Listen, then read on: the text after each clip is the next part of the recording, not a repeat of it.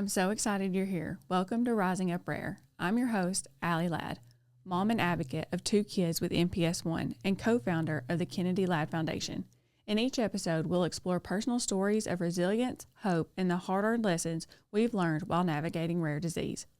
My hope is that you feel less alone and remember that each of us have a unique gift to help someone else.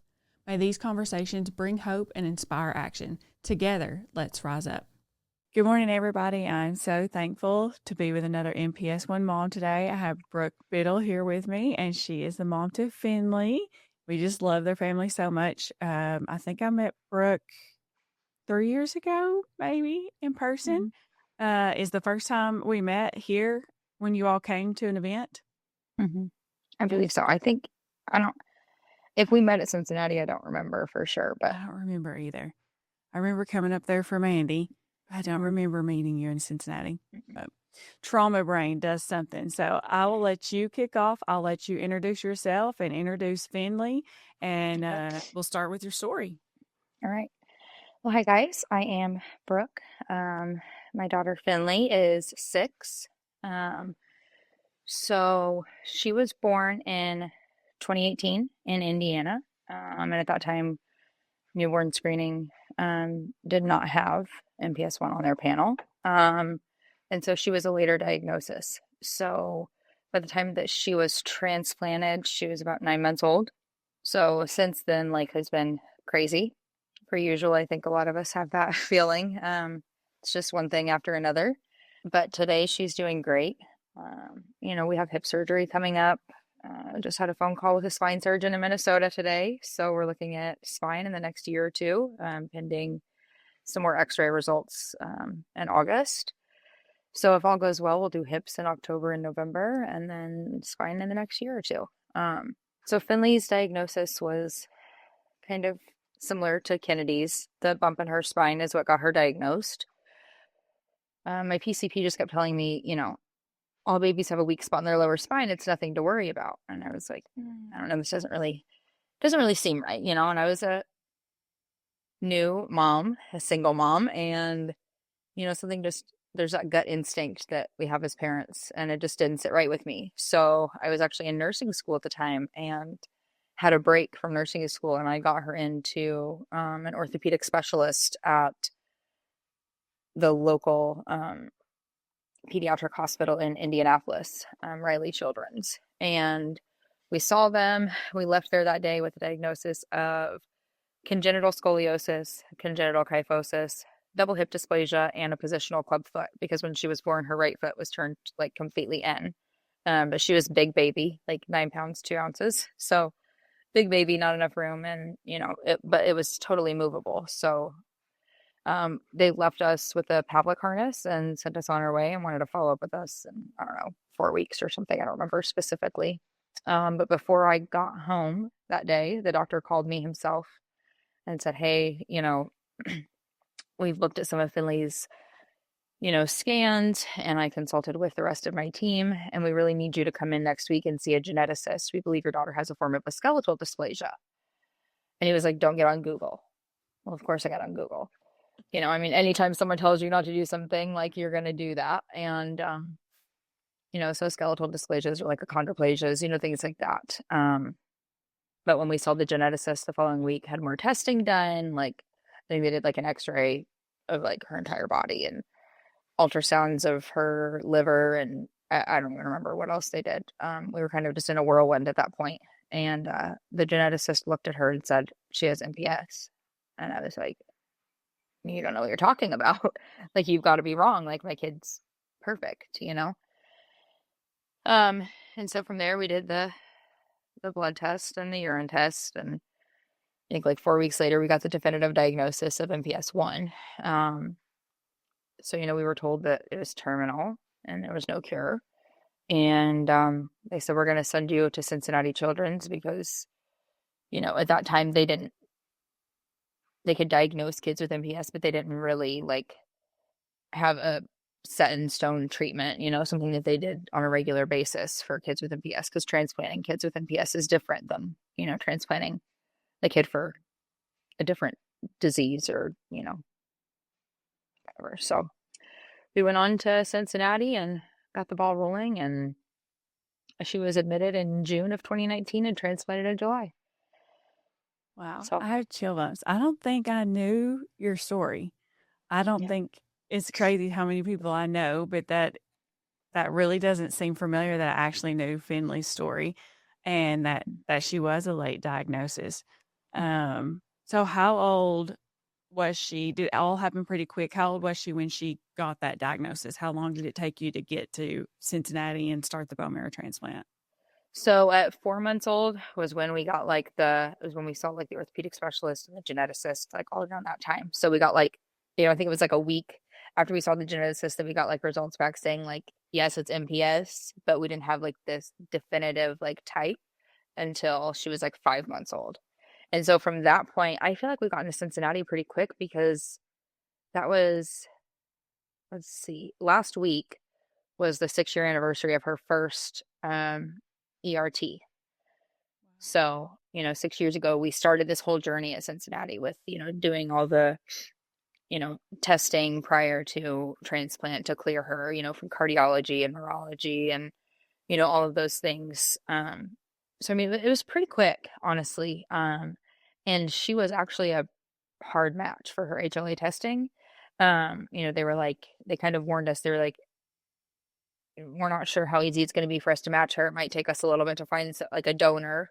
And not long after they told us that, they had a donor from a different country.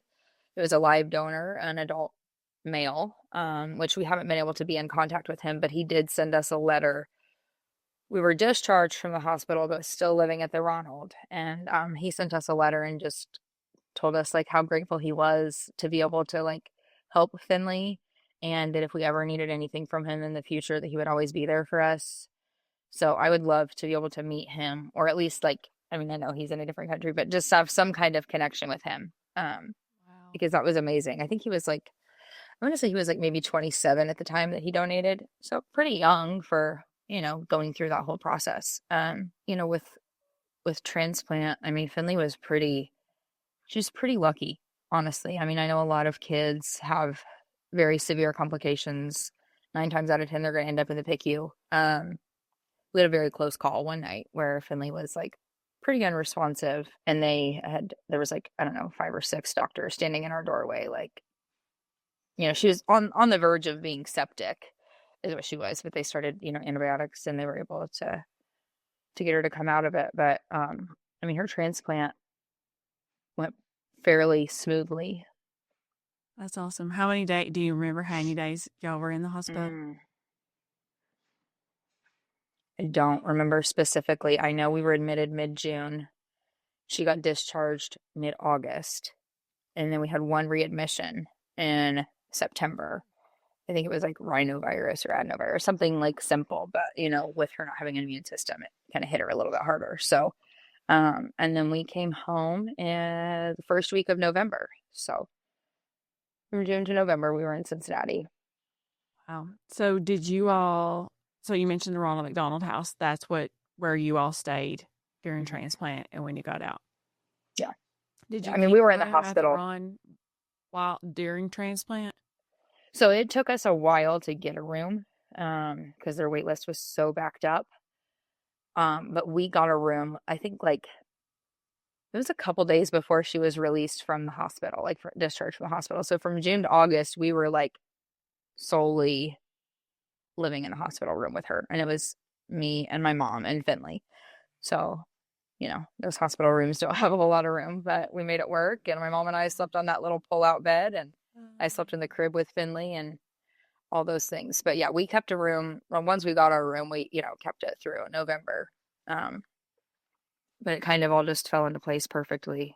I mean, because I was like, what are we going to do if we don't have a room? We don't have somewhere to stay, Because I mean, financially, like going through a transplant, like you don't just have money sitting around to go rent an apartment or, somewhere else to stay. So it worked out good. What was and you said it a little bit at first, kind of like it has to be a lie in a way, but what was do you have something else to say about your initial reaction when you got an MPS 1 diagnosis? And it sounds like maybe you knew a little bit or had heard of MPS whenever they gave you that diagnosis? It wasn't the first time you had heard MPS. Yeah. So the first time I heard it was from the geneticists themselves. So they took us into this like conference room, and I think there was probably like 9 or 10 like, professionals in there from, they had the genetic counselor, the geneticist, like all different parts of their team, people that were going over the x-rays. And like, it was very overwhelming just to walk in there, and you walk in that situation and you're automatically like, okay, this isn't good. Like they had like a grievance counselor or chaplain or, something along those lines too. I'm like, this is not good. So, that's when they told me, like, they looked at her and said, she has MPS. And I was like, I think you're wrong. I was like, you don't know what you're talking about. Like, look at her. She's perfect, And they were like, no, I was like, how often are you wrong? I was like, because I can guarantee you today is going to be the day that you're wrong. I just, like, I was in denial. I just thought, like, there's no way. I mean, Finley was a very sickly baby, but she was also born in October. So I just, didn't think a whole lot of it. But, like, double ear infection. I mean, we'd get done with one antibiotic and have to go on to another. So it was just, a noisy breather and, just all the things, never passed her newborn hearing screen. So, like, in my heart, I knew something was off.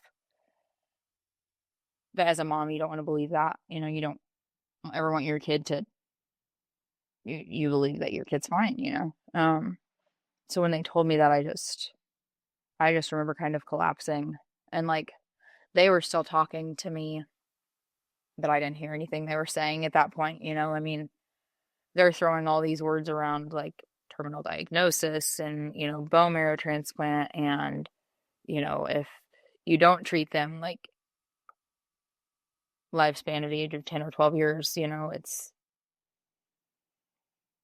not something that you learn how to deal with. It doesn't matter what you go through in life. Like, someone gives you that kind of news, you are not prepared to handle it or to process it in any sort of healthy way.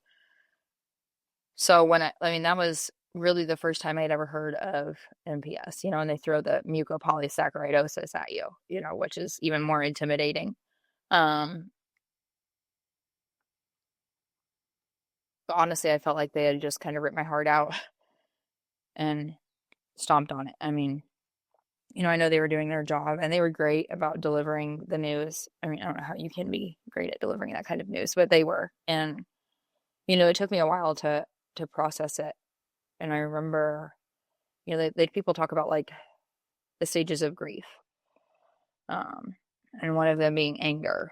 And I remember for a good while, I was pretty angry at the world. I was angry at people that were having healthy babies. I was angry at people that were announcing, pregnancies, angry at people's kids that were hitting all of their milestones and doing all the things that kids should be doing at, the set age. And here I was trying to figure out how I was going to save my kid's life, It's just one of those things that nobody can really prepare you for it. Nobody can tell you what to do next, But after I got out of that anger stage and crying my eyes out for days on end, I kind of went into that like fight or flight mode. Like, okay, like now, like, what do we do next? Like, let's just, because I'm one of those people, like, let's take this, like, take care of this. Like, we're not going to waste any time. We're not going to drag our feet. Like, you tell me what we need to do and, like, let's do it. So, I mean, like I said, from there on, we moved going to Cincinnati really quick. And, they got things. I mean, we were going there every week for ERT and also like tacking on like, all the appointments, prior to transplant. But once we got all that done, we were there. I mean, and we packed up everything we owned, and not everything, but most of what we owned, and sent our dogs to be boarded. And, my mom took a leave from work and she came with me, and I don't know what I would have done if she hadn't, because I mean, it was just me and Finley other than my mom, So it's scary to go through, but we had a great support system. That's awesome. You brought it up and you brought up your mom, and I know that you're a single mom, and I don't want to miss that because I know there's other single moms that are going through this. So I know you had some different challenges, but also maybe some good things because you didn't have to, ask somebody else. But I know there's challenges that come with that. So maybe what is one of the biggest challenges that come with being a single mom, having a rare disease diagnosis, not just a rare disease diagnosis, but now your life has changed because you're caring for this child, but now you're going into bone marrow transplant, like you said, packing your bags, moving somewhere else. So what was the biggest challenge of being a single mom during all this? I think the biggest thing for me is that like everything falls on my shoulders. I'm the one that has to make all the big decisions. I don't have somebody to bounce these ideas off of, to talk them through. I mean, yes, I have my mom to talk to about these things, but at the end of the day, I'm Finley's mom and it's ultimately my decision. You know what I mean? So just knowing that like the weight of those decisions falls solely on me can be really overwhelming sometimes, and then you always have that like voice in the back of your head where you're like, did I make the right decision? Should I have done something different for my kid? Would the outcome have been different? Am I doing the right thing for my kid in the moment? You know, it's just all those kinds of, and I still struggle with it today, but I think my biggest thing that I have had to really like follow through with is like my gut instinct is what got Finley diagnosed. Like, had I not followed my gut instinct, I don't know when she would have been diagnosed because everybody else was telling me like, she's fine. Like you're being over dramatic or, whatever. And so I think like as a single parent and having to make all these decisions and, going through all of these unknowns. And I was young. I mean, I was 24 when I had Finley, so that's pretty young to decide to become a mom and a single mom and then the terminal diagnosis and all of those things. And,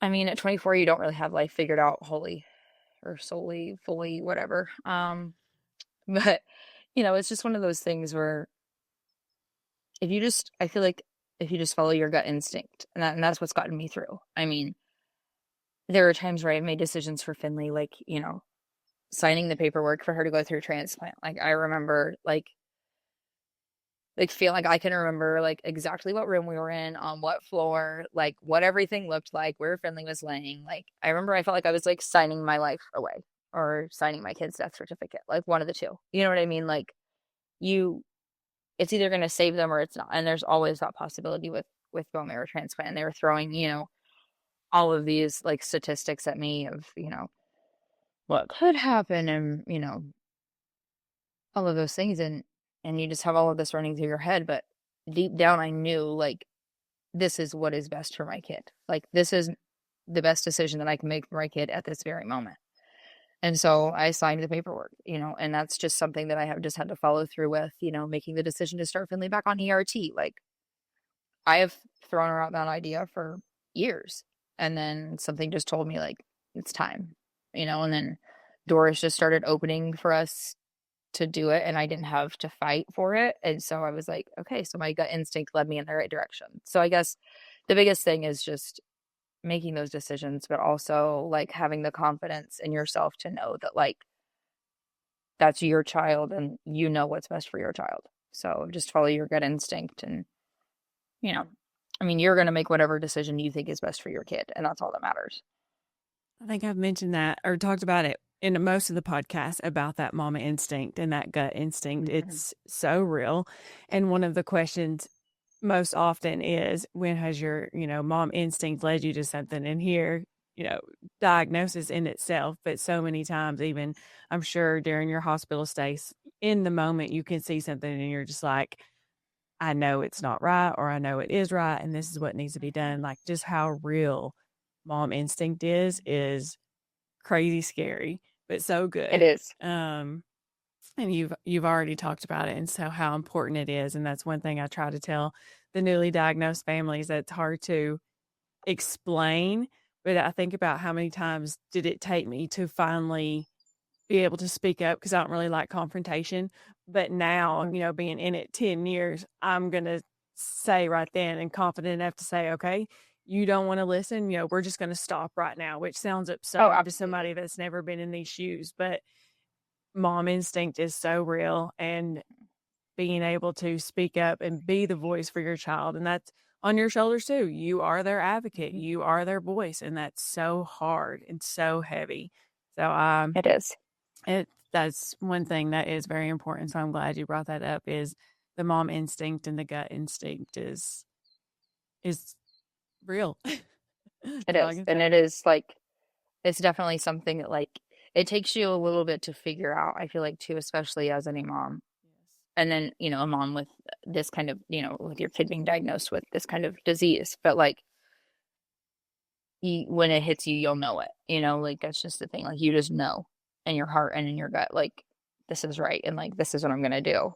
And like you said, I mean, it is true. Like the farther along you get into it, the more you are able to speak up, which I've never been the one to have an issue like that. So like, I will gladly speak up to anybody and everybody, especially when it comes to my kid. So if anything, it's just kind of fueled my fire a little bit more, to tell a doctor, like, this needs to be done. Like, neuromonitoring, for example, like that's something that I feel like us as parents with, of kids with NPS, like not all doctors are aware of that, or not all facilities, depending on where you go. And if you don't speak up, like they might not have it on the surgery schedule to, coordinate those kinds of things.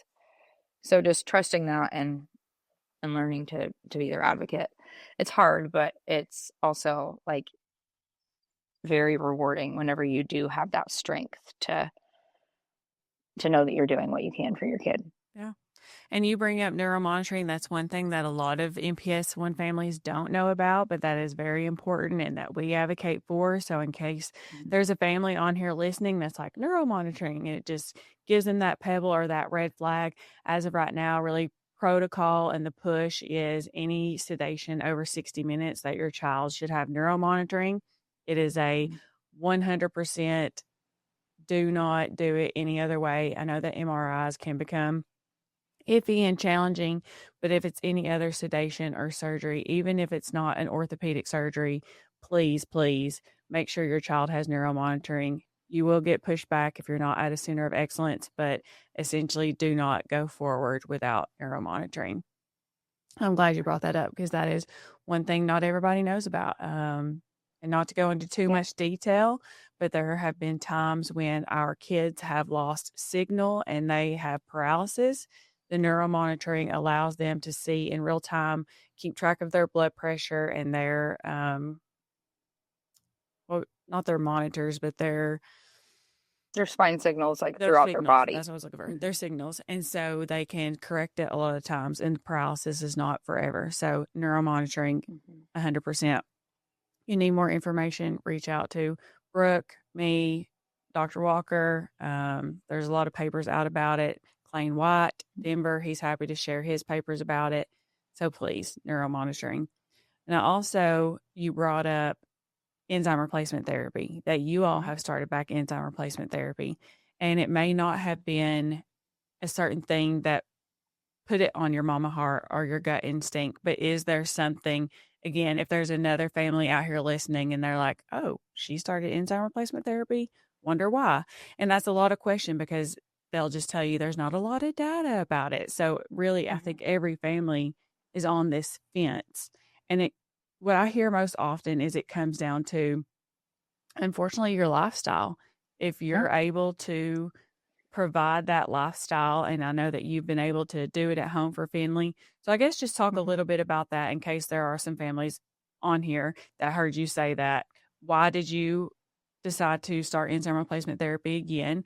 And if you encourage families to do this, you can do this on your own. You don't need a nurse at home, just to give a little bit of another option out there. Yeah. So, I mean, it's something that I thought about, I mean, coming home from transplant, I mean, but at that time, you're trying to readjust to life at home again. And, you have all of just life always life's, right? So, um, and I had talked about it with our genetic counselor, previously, and she had sent me some different like papers that were out on it and everything. But that's, like you said, that's something that I heard very often is like, we don't have the data to support it. Well, welcome to the world of MPS where there is not very much data for anything, I mean, in the grand scheme of things, like very little, I mean, very little data for a lot of the things as far as long-term stuff goes. Total gray. Everything's gray. There is Yeah, no blacks and white. no, and that is such a struggle. And I think that makes making decisions for our kids even harder, because if someone can tell you you make this decision, this is your outcome. You make this decision, this is your outcome. People are able to make their decisions a little bit better, but when everything's in the middle of that, it's like, well, what do I do?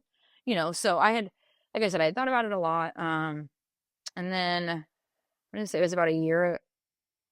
So it would have been January of 24. It just really like weighed heavy on my heart and, my gut instinct, so I really started like talking more in depth with our genetic counselor about it. Just kind of seeing like, what are the differences? How many patients do you guys have on it? And obviously she can only share so much with me about that kind of stuff, but there are parents who choose to keep their kids on it forever and, don't even stop post transplant. So, one of the things that really kind of pushed me to do it was, we talk about like donor cell levels in the blood. And then there's also, the GAG levels. So Finley, I don't think Finley's ever dropped below like 90% donor, as far as like the blood studies go. But so she's still 100% donor cells, but her urine GAGs were increasing a little bit here, a little bit there. And I'm like, okay, so what's going on? Like, if the donor cells were going down and urine GAGs were increasing, it would kind of make a little bit more sense. But there's no other explanation for why her urine GAGs were going up. And so I'm like, okay. So then I kind of really started like let's go like get second, third, fourth, fifth opinions, So we went to UNC and met with Dr. Munzer. He kind of just did like a full overview of Finley, based on like different reports that he had. And, he talked about like, there is not a lot of data to support it. He was like, but, like really like if you can outweigh the risks and benefits, the major risk is obviously if they have like a port place, which we did for Finley. The one downfall of that is, the possibility of infection. So, you spike a fever, you got to go get cultures done. And, it ties you down a week, a day, a week or whatever. But other than that, I mean, like the benefits for me far outseated the risks. We also had appointments with some Minnesota doctors. So we saw Dr. Walker, Dr. Schwinder, and then due to insurance purposes could only have a telehealth visit with Dr. Orchard. But he so graciously had ordered labs on Finley, because Minnesota does do a little bit different testing as far as like labs go versus Cincinnati. So he had those drawn. He was able to review them. Well, we had them drawn in Cincinnati, sent to Minnesota, all that. He was able to review them. He really couldn't come up with an explanation as far as why her GAGs were going up. But like he said, you could do it for a trial, like on a trial run, do it for a trial basis, do it for 6 to 12, 12 to 18 months, something like that. Because really in the first 6 months, the enzyme levels and the GAGs are going to fluctuate so much in those first 6 months of restarting ERT that you can't really get like a true reading. So we did baseline levels and then we'll do repeat labs this summer because Finley started back on ERT in October. So, he was like, if you see benefit, great. He was, and, him and Dr. Munzer both told me, like, you may see, like, her clinically get a little bit better, from, like, my perspective, not from, necessarily their perspective. But, if it's not hurting her, why not give her that chance? Because we all know that with transplant, they're still not producing a sufficient amount of enzyme, because if that was the case, then that would be quote unquote a cure, right? I mean, their bodies are still underproducing enzyme. So, the one downfall of ERT is that it does not cross the blood-brain barrier. But from what I've heard, they're coming out with new therapies for that will hopefully cross the blood-brain barrier. And if that's the case, then Finley will get to switch to that medication. I just knew that like this is something that I've been wanting to do, and I just knew that I would kick myself later on down the road if I didn't try it now. Because you can't reverse the damage. Once it's done, it's done. So like anything we can do to prevent the damage is a win in my eyes. Like I said, we don't really know if it's making a difference right now or if it's not. I can say that when we met with our genetics team in Cincinnati prior to starting all of this, we had talked about how when Finley was transplanted in 2019, post-op protocol was 8 weeks of enzyme replacement therapy, or post-transplant protocol was 8 weeks of enzyme replacement therapy. Now they're doing 6 months. Oh, wow. I didn't know that. Post-transplant ERT. So, I mean, that's a big jump. When you look at 8 weeks to 6 months, that's a pretty significant increase in infusions that you're getting, post BMT. So I'm like, okay, well, you guys are seeing some sort of benefit with it, or you wouldn't have increased it that much. 8 to 12 weeks, maybe, but like that's a big jump. So I was like, okay, like let's just move forward with it. I was like, so go ahead and start the insurance process, all the things. Well, then come to find out, we didn't have to do anything with insurance. They're like, go ahead and start them. Which is crazy because Finley had not been on infusion since 2019.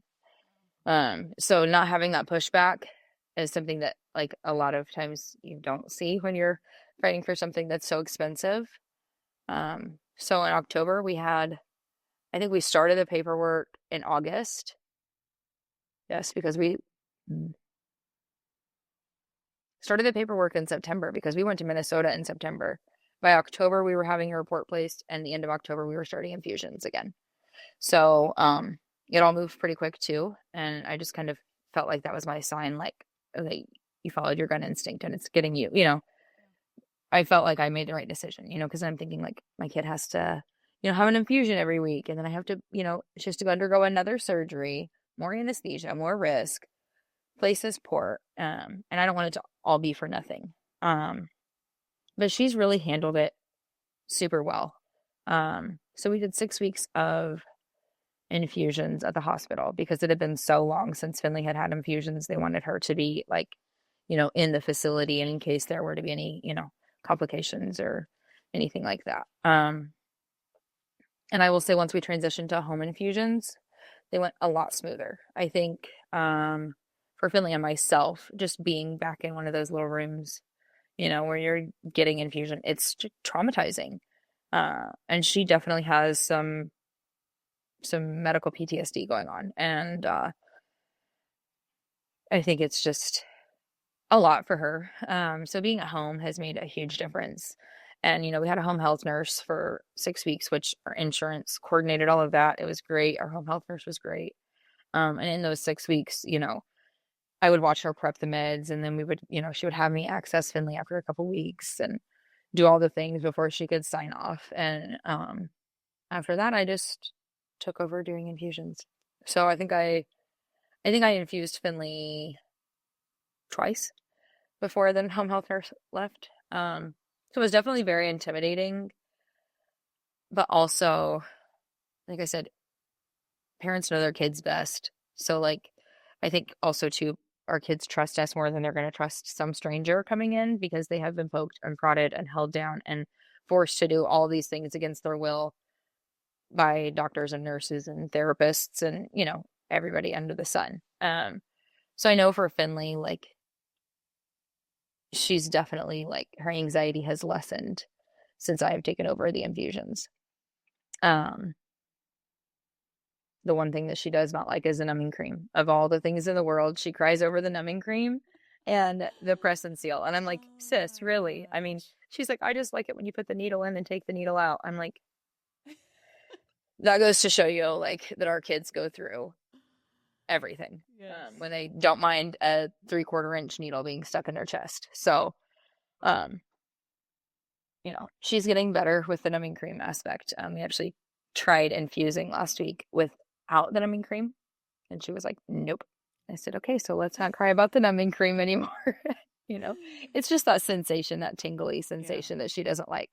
But honestly, I feel like, if someone is thinking about restarting ERT, just talk with your team. I mean, every kid is different. I've always said, like, all of our kids may have the same diagnosis, but all of our kids are affected in so many different ways.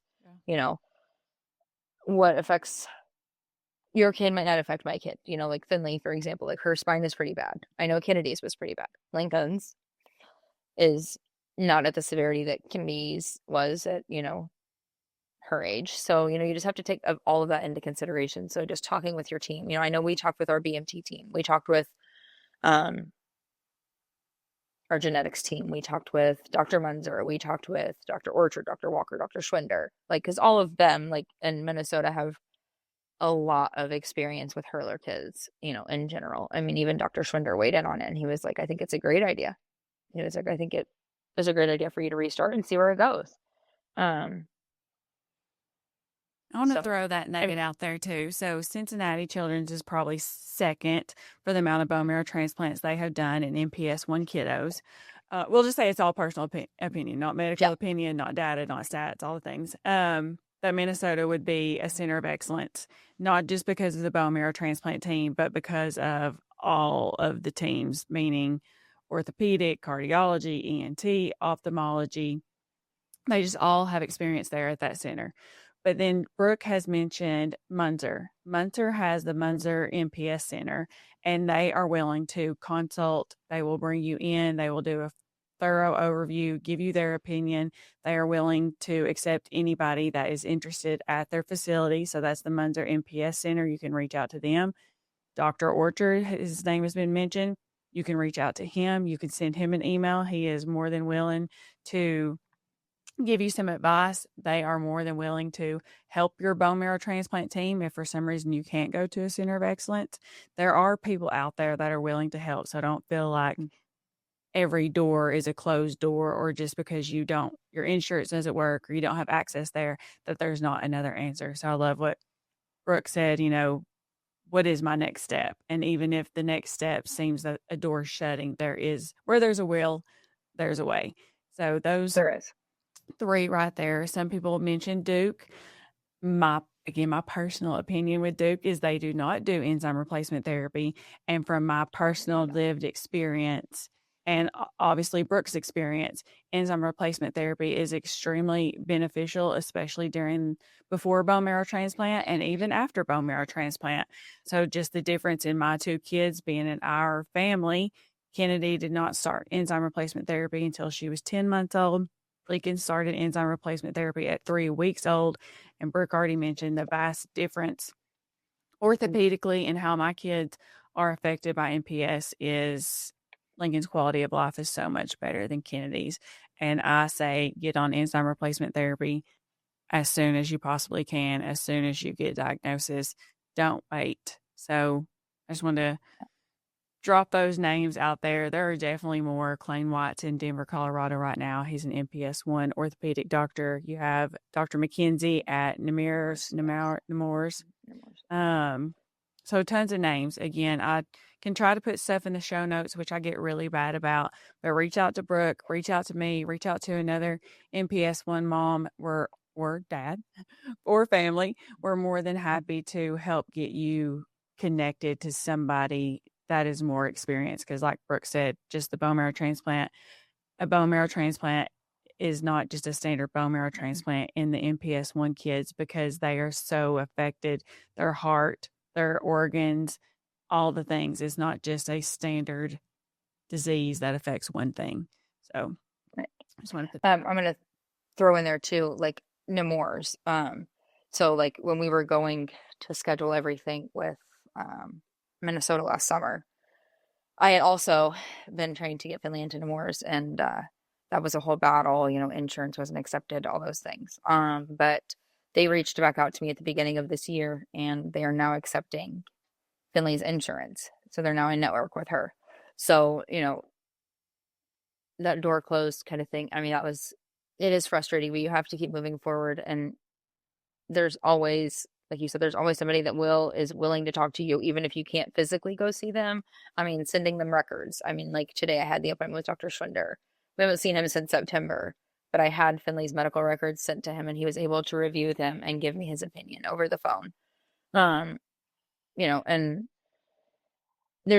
as long as you can find somebody to talk to, I mean, they can point you in the right direction. So, I mean, I know Nemours, I don't know who all they've opened their doors up to as far as insurance goes, who all they're accepting now. But I mean, I know Finley is on state insurance in Indiana.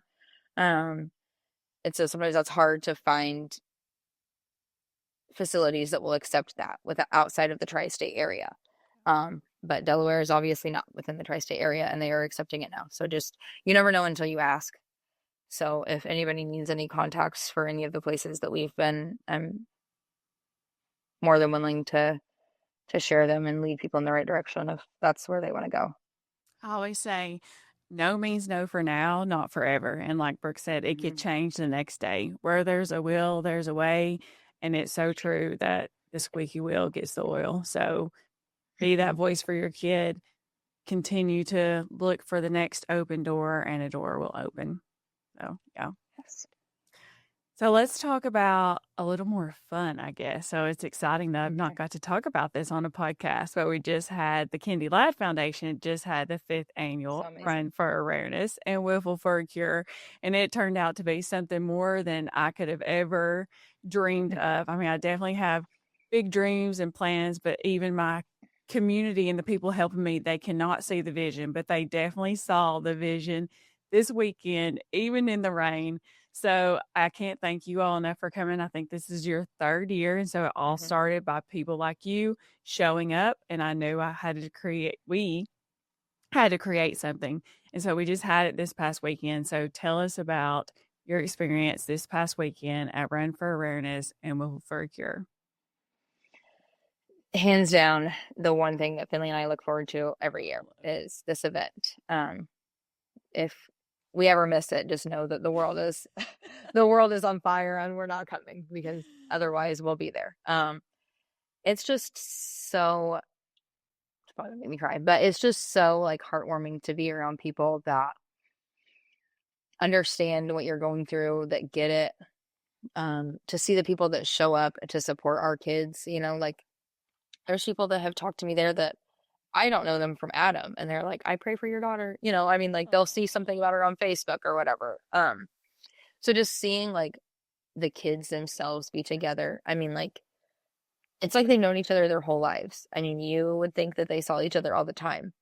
And that is just, that in itself is like such a blessing, because like our kids don't realize it yet, but like they're going to need each other, to lean on each other a lot as time goes on, as things start to progress, as they get older and they have more questions, because right now Finley's at the age where she's like, I love MPS. Like, and then like, like she's so innocent, you know what I mean? I mean, she's 6. She's just so innocent. She doesn't realize it, like I tell her that her hip surgery is scheduled and she's like, yay, I can't wait. And I'm like, I don't understand. Like, there's a lot that comes into this, sis. But, I mean, our kids are resilient.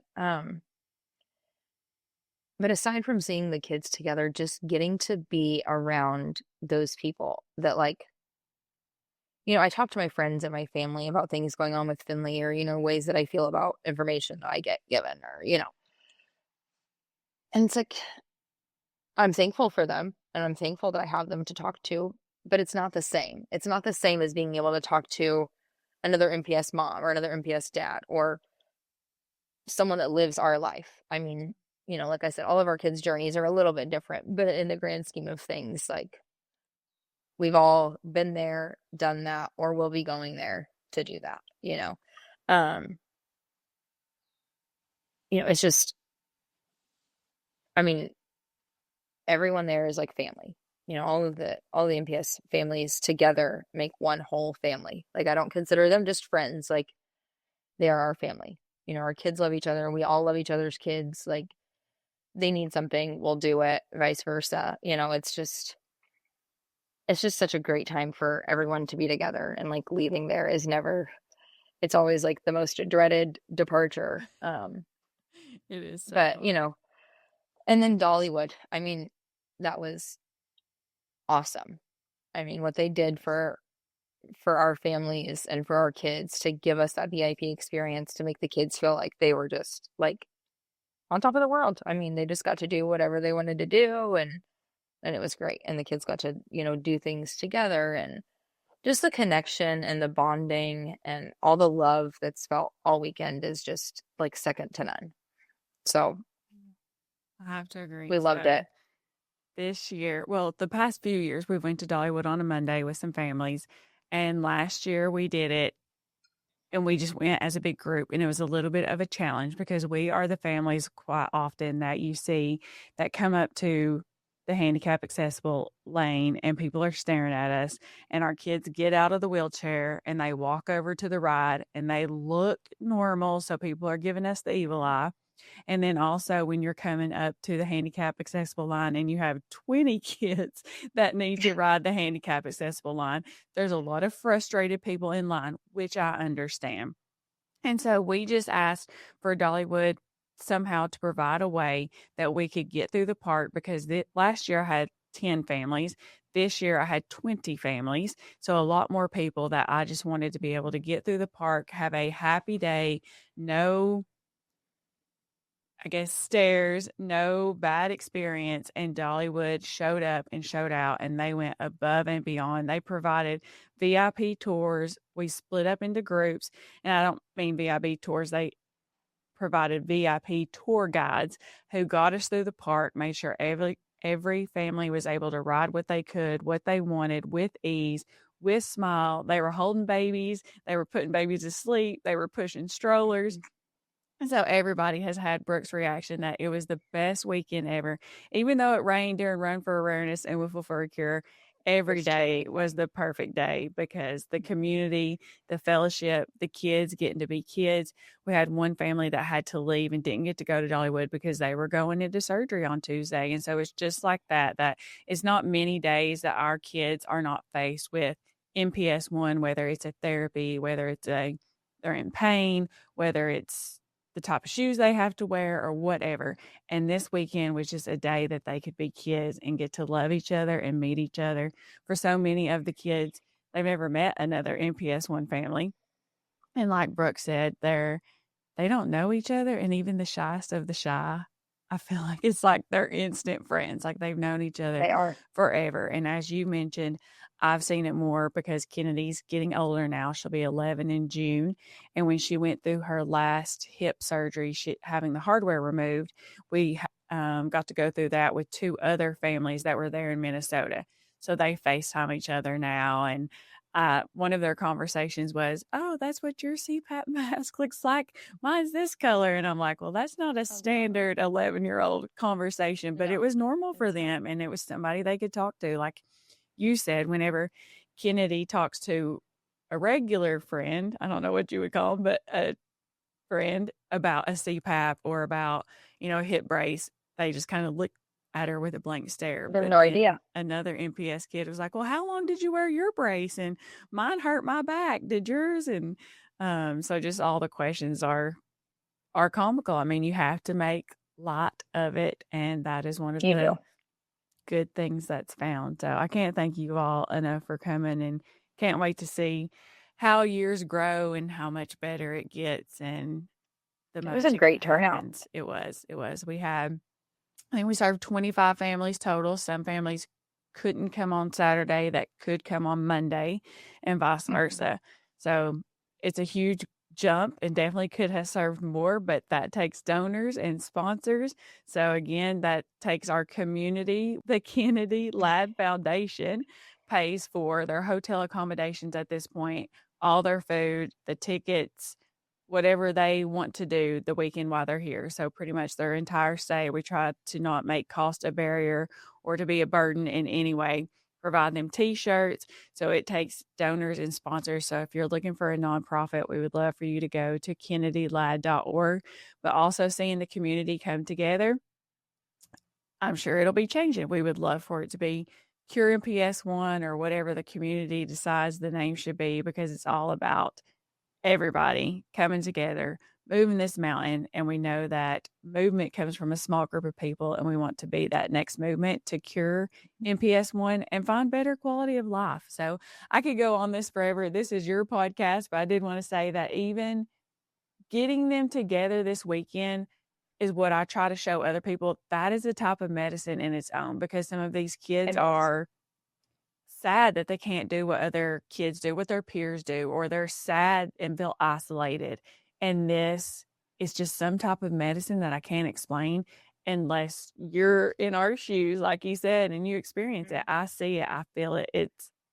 I, I can't explain it. So It is. And it is for the kids, and it's a medicine for the parents too, because sometimes like it is a very lonely journey to be on sometimes. I mean, you can't just go to a mom group and talk about, what you go through on everyday life. Like their kid might have a tantrum and a snotty nose, you know what I mean? Like, and I'm not diminishing, other things that happen with kids, but it's just not something that people can relate on that much. And I think too, like my mom, like I've always told her like how great these events are and things like that. And she's not been able to come with us in years past, but like this year she was like, I'm going.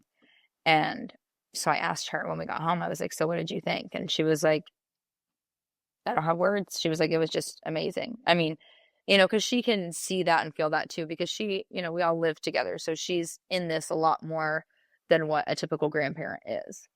She's my right hand when we go to appointments. She's my right hand when we have, you know, different things going on with Finley. So she's in it a little bit more than what most grandparents typically are. And so I'm glad that she was able to experience that too. So just to have that, like, to have that connection with those, with the other families, and that to know that you have that community to lean on. Like you don't have to go searching for support because we're all right here. And so when we all get together, it's a party. it is. It is.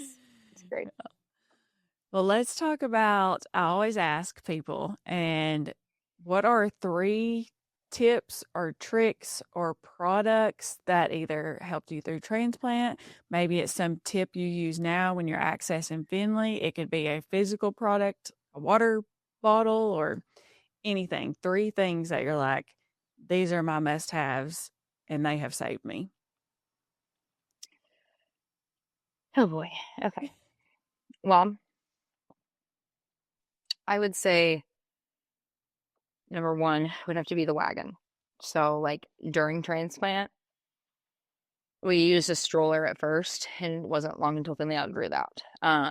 So like the wagon has helped us through all the years thus far. I started out with the smaller size wagon. Now I have the bigger size wagon. So that's like, I have to have like, she has a wheelchair, and that's great. And I want that for her to be like more independent, like, at school and things like that. But at the hospital, like she doesn't want to have to push herself all around the hospital, or wheel herself all around. And it doesn't really serve a huge purpose as far as like bags and blankets and all those things. So like the wagon that we have is game changer. I was actually just talking to another mom about this the other day.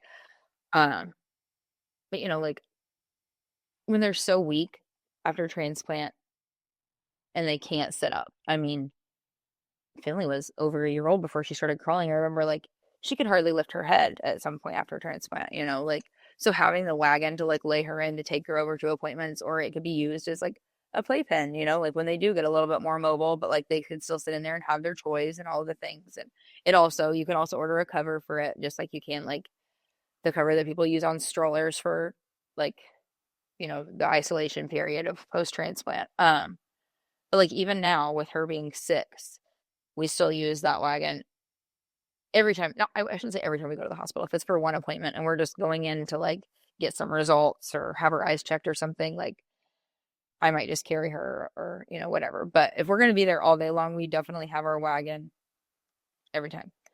Coming out of procedures and stuff after they've been sedated and, she's not like lucid enough to sit up and all of that. Like I can put blankets and pillows in there and prop her up, but it's great. I mean, like I want a wagon too. So whenever they make one for parents, let me know. They'll have one of those. That would be my number one. I would say,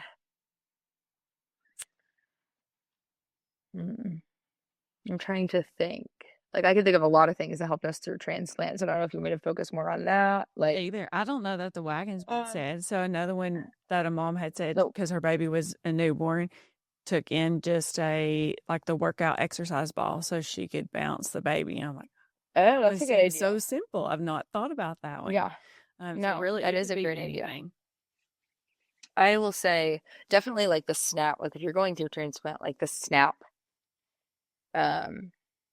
like pajamas or whatever. Not the zip up ones, none of that, because you're gonna get the central line stuck in it and you're gonna get feeding tubes and all those things. That's a mess.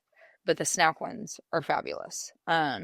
Which is also something that I like to use for Finley now that we infuse. I try to find like button up, like, like flannels or like something that, like a half zip or something that I can use for her to where like it's not hanging out the bottom of her shirt, but it's also not coming out of the top of her shirt because her port is central. Which, some people have it like on either side. But with her being so little and also having like breast tissue that will develop in the future, they've found that like putting it in the middle, it kind of makes it a little bit better, makes it easier to hide as they get older too. But that's something that we utilize because she likes to do like the fanny pack kind of backpack thing now. And so she's not stuck to a pole. So she could go play and do all the things. But if I found that if I have it to where it's like not on one end or the other and it's just kind of out the middle, it kind of makes her mobility a little bit easier without getting tangled up, and it doesn't get caught whenever she's going to the bathroom and all of that. Let's see. I know another thing that I went through like crazy, living at the Ronald after transplant was the washable chucks. So like, they have like you can order them on Amazon, but Finley was on feeds and I mean, I don't know how many times a day she puked, but it was an absurd amount of times. And after about the first couple times that I had to completely strip the bedding in the middle of the night and go throw it in the washer, and like you don't have a whole lot of extra bedding here at the Ronald, and it's a whole mess. But if you have the chucks that you lay down and they're waterproof and you just lay a blanket over them, then it makes your life so much easier. And we also use those like in the wagon or in the car seat because for a long time she was very like easily like car sick. So we used Zofran and chucks to get us through car rides back and forth to the hospital. Yeah, that is a good one. Yeah. Yeah. So, I mean, there's obviously other things. Like people will use like the little buzzy thing for like accessing ports or for IVs or, like ultrasounds or like, just getting blood draws. I don't know if you've heard of it, but it's a little thing called like Ladybuzz or something, and you can order it on Amazon too, but like Child Life will use it, and it's just like you turn it on and it just kind of like vibrates, but it will kind of get them focused on that sensation versus whatever else is going on with them. So it's a really good distraction. It helped Finley a lot in the hospital. Mm-hmm. We'll try to put this stuff in the show notes, these recommendations, so people can see them and see what you're talking about too. I think I have heard about the Buzzy, but I didn't realize that it was just a distraction. I thought that maybe it numbed the area or like it does come with like a little ice pack too. But like when we would go to access her port in the hospital, they would always like Child Life would always like hold it on her arm or on her leg or on her stomach, like somewhere out of the way of, but it helped her a lot because she would focus more on like that feeling as opposed to the needle. My kids are getting a little bit older, and so we don't have a port anymore. That is one thing that stinks about taking the port out, is because then you have to have IVs and blood draws and different things. But they started using a J-tip, and they don't like the noise of it. It's loud. It sounds like a Coke can like opening, but that's kind of their go-to now, especially for Kennedy. She wants the J-tip, and that's what she did before anesthesia this last time, and it went fairly well. They can still put numbing cream on. So I really think it's after that is the anxiety and the sound. But she knows now, we just hold her ears, and she did really good this last time. So that's awesome. Yeah. So a lot of hard. Life is heavy, and like you said, life keeps laughing. So what keeps you going on the hard days? I know a lot of days are hard and heavy. What keeps you going? Finley. Just to be emotional again, and just knowing that like my whole purpose here is to give her the best life that she can possibly have. So like if I give up, then like who fights for my kid, So, I mean, the past couple of weeks with different appointments that we've had, surgery coming up, the talk of another surgery coming up. I mean, I have felt like life is very overwhelming, like one more punch in the gut, like one more punch in the gut this morning, whenever he was like, her back's getting worse. Like, I'm like, okay, but I don't have time to worry about that right now because we have 5,000 other things to do before we can get the x-ray in August. So like, let's get through these next appointments. But just Finley is bottom line the reason why I keep going. I'm essentially all she has as far as parents go. So if it's not me, it's no one. And I know I have family and friends that would step in and, but I'm mom. So like, you just keep pushing through for your kids. Like, you figure it out. You have to know that there's a light at the end of the tunnel. And I know that this road seems like forever and a year long. I mean, sometimes it feels like I'm constantly running a marathon and like there's no finish line, like ever. But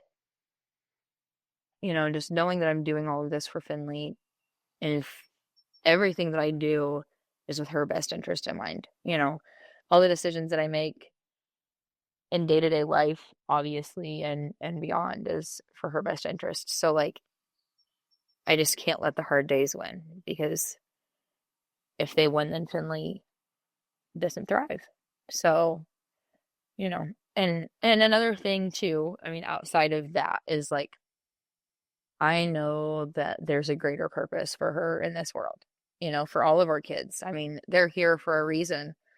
And so we have to be there for them, and knowing that we have like our community, like our MPS community to lean on, like even in the hard days, like sometimes I don't feel like talking about, what's going on with Finley, because like the thought of talking about it one more time just is, miserable to think about, but I know that I'm not alone in this. And so I know that Finley's not alone. Like we always have our MPS community to lean on. And so if someone else has been down this road, they can give me advice or lift me up or, just be there for me in one way or another to get me through the hard days. And that's what we're all here for. I mean, with all of us, the hard days will never win. If you could go back to the beginning of the journey and tell yourself something then, what would you tell yourself? You got this. Every day. For sure. I know. Because I remember feeling so defeated in the beginning. Like you have a brand new baby and life is great. And you have all of these like dreams and hopes for your kid to grow up and have their own family and thrive in the world. And then you get hit with, but your kid has a terminal illness and there's no cure. So, I try not to think that far ahead. Like, what does life look like, and like, one decision at a time. I mean, yeah. And that's literally what my cousin told me today. She was like, one day at a time, one surgery at a time. Like, I mean, I remember going through transplant thinking like 1 hour at a time, because like looking at the bigger picture is terrifying. So like, you just have to focus on the here and now. And, I just remember like, and it's the most intimidating thing someone can ever tell you. Like, this is the cards that you've been dealt for your child. So like, here you go live now. I mean, you got to take it from here. So like, I just remember thinking like, how am I going to get through this? What am I going to do? How do I save my kid? Like, what do I do? I mean, there's not a manual that says, hey, you get a kid with a diagnosis of a terminal illness and this is the next step that you take. I mean, and everybody's journey looks a little bit different. But like, that's the one thing that I would tell myself is like, you got this. Like, no matter what, you got it. So 2 more hard questions. What does hope look like for you? Hope for me looks like Finley being happy, living her best life, for all of our kids to live their best life, them to have every opportunity and chance that they could possibly want for anything that they want in their life, for nothing to hold them back. For obviously, all of us want to care for our kids. So, and just for people to keep fighting for them, hope is just to keep fighting, keep looking for that light at the end of the tunnel, and know that one day, like, there's going to be a change with this. And even if it doesn't directly affect our kids, like, just knowing that we can help future families, Is there anything that somebody's done for you? Because people, strangers, friends, family, always, they want to help. And I'm really bad about, I don't know what, I know I need help. I'd love a break or help or a little bit of weight lifted, but I don't know what that is. So is there anything somebody's done for you that made you feel supported or seen, or you're just like, wow, that person didn't have to do that, but they did. And it could have been big or it could have been so small that just meant something to you? I would have to say just people recognizing that, like, the strength that I have, because, like, sometimes I don't feel like I do, like, sometimes it's easy to get down on yourself and be like, oh, like, I should be doing more, like, this is exhausting, I can't keep going, and for someone to look at you and just say, like, you're strong, like, and you're doing a great job, like, advocating for your kid or fighting, just pushing forward.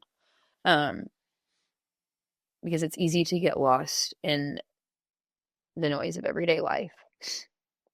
And, from the outside looking in, people can look at us and say, like, wow, like, you have a lot on your plate and you handle it, and, like, kudos to you. So sometimes just that, like, just hearing that, like, you're doing a good job, just something just so simple like that. I mean, like, I'm not good at asking for help either, and very rarely do I ask for help. And I don't even know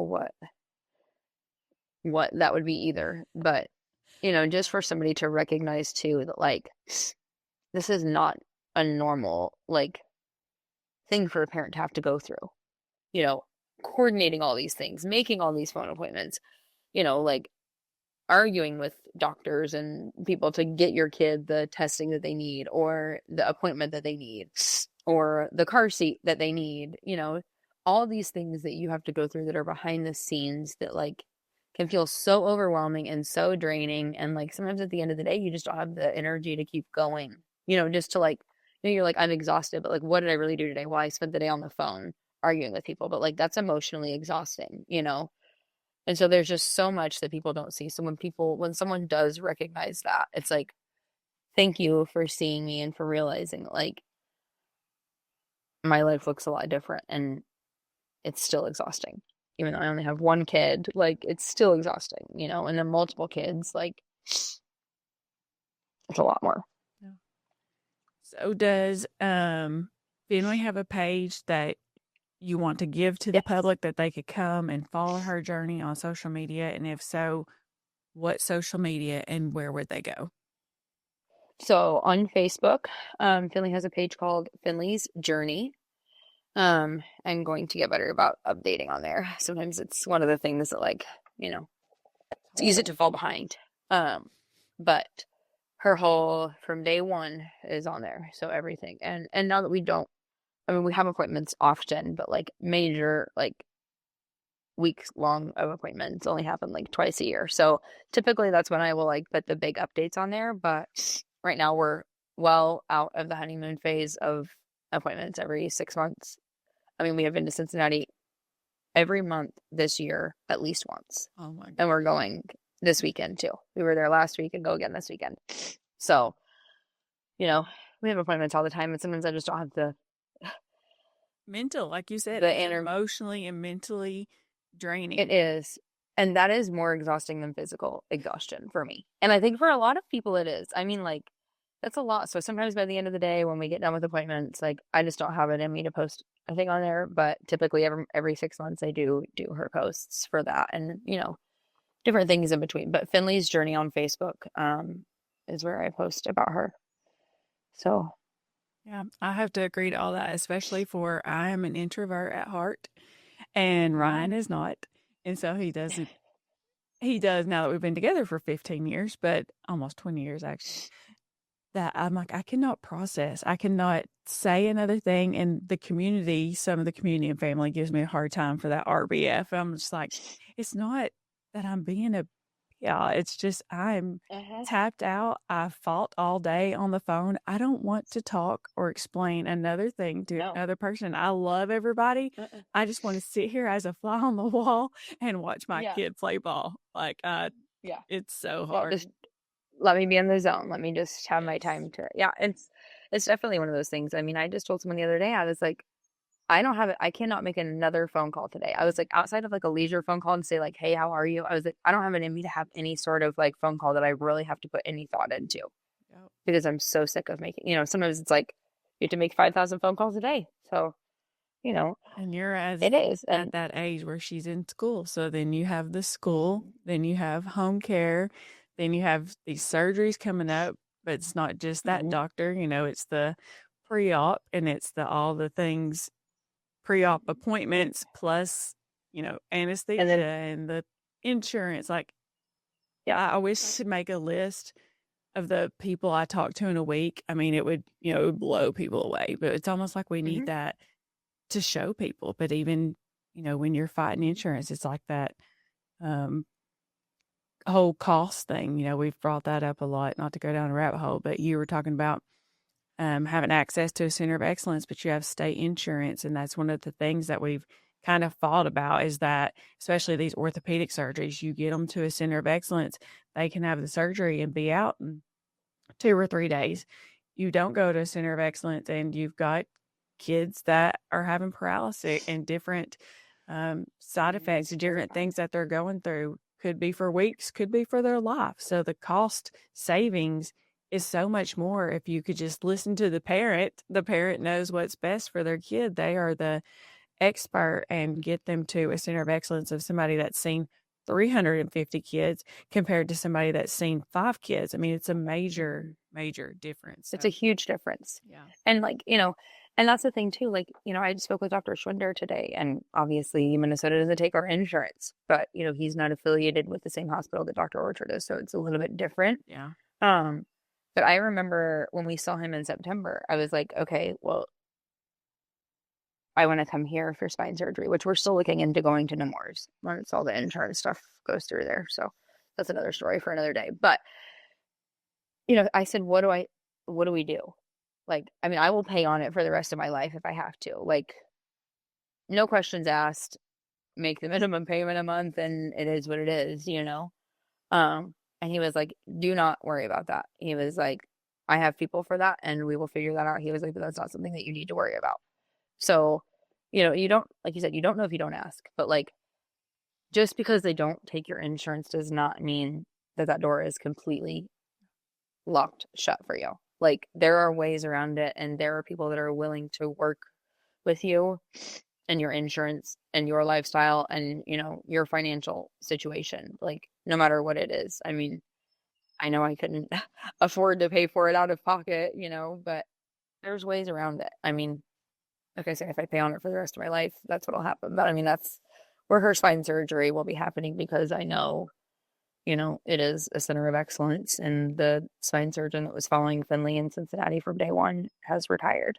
So I definitely too. I know we're trying to close out, but those little nuggets for people that are on here, that it may be that nugget that they needed. So I know you've talked about hip surgery. As of right now, where are you having hip surgery, and how old is Finley right now? So we are having hip surgery at Cincinnati with Dr. Tamai, who has followed Finley since the very beginning. We did get a second opinion with Dr. Walker in Minnesota, and the same exact thing that Dr. Walker said is the same exact thing that Dr. Tamai is planning to do. So that kind of gave me that, like, okay, well, I don't have any, like, I trust Dr. Tamai. But sometimes when you get to like these kinds of surgeries, like you can't just take everything people say. You need that second or third opinion, especially if you're someone like me who has that like constant like voice in my head, like, am I doing the right thing? So Finley, her first surgery is October 8th, and that will be her left hip, and she will still be 6 years old at that point. Okay. Her second surgery is November 12th, and that will be her right hip, and she'll be 7 at that point. So we are going to spend her 7th birthday in a spica cast, and it's going to be fine. It is. It's fine. Everything's fine. Yeah, it is. I mean, she's excited to have pink and purple on her cast. So, I mean, it is. She's telling everybody about her cast colors. So, but I will say, like, that is someone that we are hoping to see whenever we go to Delaware. We are hoping to see Dr. McKenzie, kind of get his opinion, but we're also going to see neurosurgery there and spine, because all these things work together. So, like, you don't go into one surgery without having clearance from the other. So, from neurosurgery perspective in Cincinnati, Finley's cleared. From spine perspective, she's cleared. But I mean, this is kind of like typical age, I think, for the hips. I know at one point it was supposed to be at the beginning of the year, because that's when I wanted the timing to happen, but it didn't happen. It didn't work out, and I think it all happened for a reason, because this timing, I think, will work a little bit better this time of year. We're already going to be stuck in the house, so why not just do it then? And but I mean, yeah, I mean, I know there are several people who have had surgeries like that done in Cincinnati. I don't know if Cincinnati. Yeah, I mean, I really like him. I mean, we have had words before, which I think we have with all of our doctors at some point or another when they don't fully hear us. But I trust him. I trust his decisions. And, I can't say that I'm like fully comfortable with surgery, because I don't care. It could be the best surgeon in the entire world, and I'm still going to be nervous, no matter what. But I know that this is what Finley needs, and, he's great. So, but it doesn't hurt to get second and third and fourth opinions. And I've told her doctors at Cincinnati, like, hey, that's fine. We can schedule these things, but I also want you to know that I'm getting other opinions too. And they totally understand, it's not your average run of the mill kind of diagnosis or, surgeries that come along with it. So. I hate to go back to that, but again, there's so many nuggets in here, especially that you have given for newly diagnosed families, or even families that have been in it for years and for the thick of it, and you never know what that one keyword or nugget's going to be for some families. So I did want to go back and bring that up. But we'll close with, what is one thing, I think I kind of know what you might say, but what is something you would tell? It doesn't have to be in PS1, but a newly diagnosed family that has just gotten this diagnosis. Maybe somehow they found this podcast and they've heard you and your story. What would you tell them? I would just tell them that you're going to make it. I mean, you're going to find the strength that you need. It's going to tear your world upside down. You're going to feel like your hopes and your dreams are out of the door, but there is beauty in this struggle, and you just have to find it, and you have to hold on to it, and you have to push forward with it. It's not going to be easy, but if you can just take it one day at a time and slow it down, like I said, to 1 hour at a time if you have to. And a lot of times you do have to in the very beginning. And there's still sometimes where I find myself thinking like, okay, like, you have to just focus on the here and now. Like, what do I need to get through today so that I can make it until tomorrow? And then, I mean, you can't pre-plan everything. And that's hard for people that are control freaks like me. So, like, that's the biggest thing, is like the unknown. But like, you just have to have faith. You have to trust, that there is a plan for all of this, that it will work out. And it's sometimes when people tell me that, I'm like, don't tell me that. You don't know, but taking it from somebody who has been there, like, it always works out. And even when you think it's not working out in your favor, in the long run, you'll figure out that it does, like did with Finley's hip surgery, like scheduling. I was so frustrated, but then I was like, this is actually a blessing that it didn't work out in timing that I wanted it to. So, just have that faith. You'll find your strength, but you also have to let yourself feel the emotions. And that is so hard. It's something that I still struggle with, to this day. And we're coming up on, her 6-year transplant anniversary. And I think so many of us condition ourselves to literally shut down all of our emotions going through transplant. And once you have been stuck in that, like, I don't have time to process my emotions or feel my emotions, like they're just going on the back burner so I can move forward. When you've been stuck in that fight or flight, emotionless state for so long, coming out of it is brutal. I mean, therapy is great. I'm in therapy. I think a lot of the MPS families in some capacity are in therapy.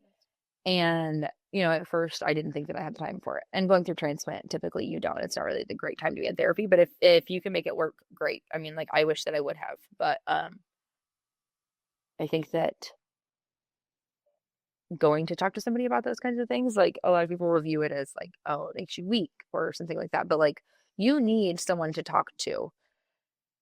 I don't care who it is, but you have to have somebody to talk to when you're going through this kind of stuff. And not just through transplant, not just through your 1 year post transplant, isolation period. Like, forever, you need somebody to talk to. And you just got to find that person, whether it be a therapist, whether it be, someone in the MPS community. But you need to find somebody to talk to where you can get all of that off your chest and learn to process your emotions. Because I mean, that was something that I went through during transplant. I was like, I don't have time to cry. Like, I'm not crying in front of Finley. We're not crying anymore. I told my mom, like, we're going to have times where we're going to cry, but we're not crying in this room. So you better step outside that door before you cry, because we're not crying in front of my kid, because they can pick up on that. Yeah. And then you just learn to not process your emotions. It's like I had to do that at the time because I didn't have time to, I had to fight for my kid, but like, now I need to learn to process my emotions. And so, that's something that to be aware of, I guess, because I didn't realize how like severely it affects you afterwards. Yeah. It takes a lot of years of unpacking all of that. Similar. Same. Very Mhm. similar. And I Yeah. can't say I've been consistent like I should. I can say that Kennedy has been in therapy about a year before hip surgery, and she's been in it ever since. So probably 2 years at this point, and it's been the best thing. Again, it's a struggle finding that right therapist that understands and Mhm. has different techniques. I think they do see cognitive behavioral therapy, some EMDR, and some equestrian therapy too.